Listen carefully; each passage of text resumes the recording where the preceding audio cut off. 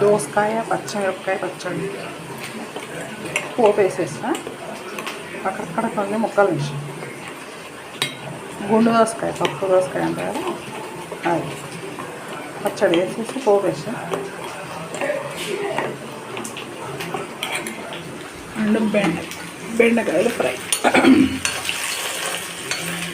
బెండకాయలు పెద్ద పెద్ద ముక్కలు వేసేసి మంచిగా ఫ్రై చేసేసి ఉప్పు కారం వేసేసి ఫ్రై అయినాక మంచిగా బెండకాయలు మంచిగా ఫ్రై అయినాయి ఉప్పు కారం వేసేసి కరకరా అని బాగుంది.